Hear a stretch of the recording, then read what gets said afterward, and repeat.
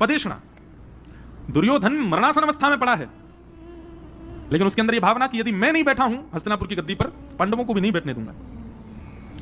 गुरुपुत्र अश्वत्थामा को आज्ञा दे दी, बोले कि ऐसा करो, इन पांडवों के वंश में आगे कोई बचे ना, उसके लिए 5 पांडवों को अर्धरात्रि में ही मार दो, उनकी मृत्यु कर दो। लेकिन भैया, जिसके रक्षक सुदर्शन चक्रधारी हैं, ठाकुर जी की जिस पर किंचित भी कृपा है, उसको कोई कैसे मार सकता है? अश्वत्थामा गया, 5 पांडवों को मारने के लिए गया, लेकिन भगवान 5 पांडवों को लेकर के अन्यत्र किसी स्थान पर चले गए, लोभ देकर के, हंस दर्शन का लोभ देकर के ले गए, पर द्रौपदी के 5 पुत्र वहीं सोते रह गए। अश्वत्थामा ने आकर के उन 5 पुत्रों को मार दिया। अंधेरे के कारण उसको पता ना चला, 5 के धर वहीं छोड़ करके सर लेकर के चला गया, और जैसे दुर्योधन को दिखाए, दुर्योधन ने देखा, प्रकाश किया। इस विरह में दुर्योधन के प्राण निकल गए कि राम राम, इसने तो निर्दोष बालकों को मार दिया, अरे हमारे कुरुवंश के वंशधरों को मार दिया, हमारे कुरुवंश में अब कोई नहीं बचा है, पांडवों के बाद पूरा वंश ही नष्ट हो जाएगा अब, और इसका कारण मैं बना दुर्योधन। इस पीड़ा में दुर्योधन के प्राण निकल गए।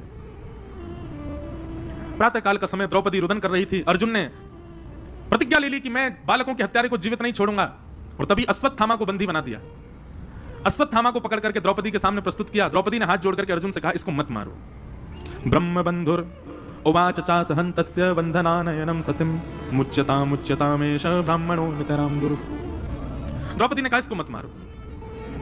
अर्जुन ने कहा, क्यों ना मारे? तो द्रौपदी ने यहां 5 बातों को प्रधानता दी है।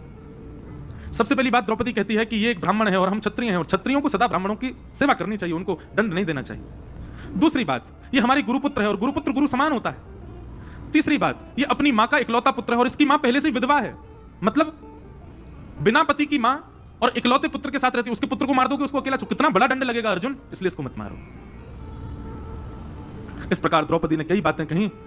भगवान को दया आ गई द्रौपदी पर, और भगवान ने अपना नाम द्रौपदी को दिया। ठाकुर जी का नाम कृष्ण, द्रौपदी का नाम कृष्णा।